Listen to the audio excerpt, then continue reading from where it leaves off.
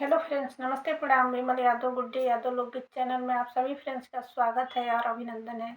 तो हम लोग बहुत ही प्यारा सुहाग गीत लेकर आए हैं। अच्छा लगेगा तो लाइक शेयर सब्सक्राइब जरूर कीजिएगा और कमेंट बॉक्स में ज़रूर बताइएगा कि ये बेटी सुहाग गीत आप लोगों को कैसा लगा। तो चलिए सुनाते हैं। लवंग के डढ़िया सोहागा झरी जाई जी, बाबा पूछे बेटी से कैसन बर चाही जी, बाबा पूछे बेटी से कैसन बर चाही जी। गोरा बर दिन खोजा बाबा मुंडा निकल जाई जी, करिया बर दिन खोजा बाबा जियारा डेराई जी, करिया बर दिन खोजा बाबा जियारा डेराई जी। सावर बर खोजा बाबा कुंवारा कन्हई जी, सावर बर खोजा बाबा कुंवारा कन्हई जी।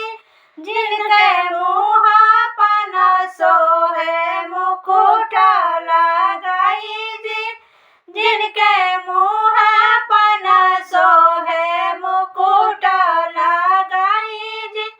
लवंग के डढ़िया सोहागा झरी जाई जी, बाबा पूछे बेटी से कैसन बर चाही जी, पापा पूछे बेटी से कैसन बर चाही जी।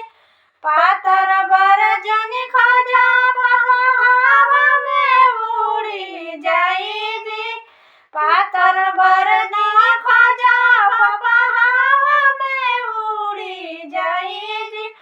मोटा बर जन खोजा पापा जल्दी उठ ना पाई जी, मोटा बर ना खोजा पापा जल्दी उठ ना पाई जी। ऐसन बर खोजा पापा पढ़ला पंडिता जी, ऐसन बर खोजा पापा पढ़ला पंडिता जी। सुंदर सालोना पापा मुख बीरा पाना जी, सुंदर सालोना पापा मुख बीरा पाना जी। सिरवा पर सोहे पापा मुकुट श्री राम जी, सिरवा पर सोहे पापा मुकुट श्री राम जी। ऐसन बर खोजा पापा कुंवारा कन्हई जी, ऐसन बर खोजा पापा कुंवारा कन्हई जी।